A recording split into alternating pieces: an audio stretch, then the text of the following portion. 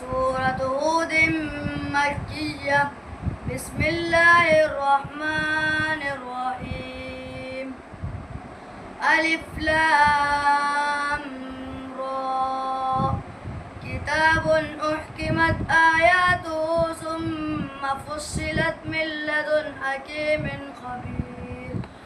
ألا تعبدوا إلا الله إنني لكم منه نذير وبشير. وأن استغفروا ربكم ثم توبوا إليه يمتعكم متاعا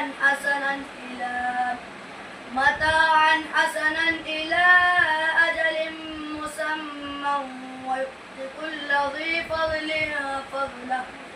وإن تولوا فإني أخاف عليكم عذاب يوم كبير. إلى الله مرجعكم وهو على كل شيء قدير.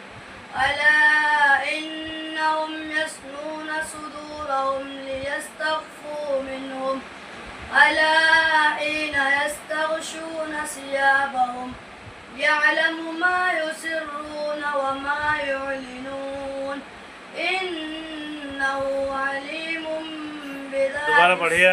अला इन्नहुम ألا إنهم يثنون صدورهم ليستخفوا منه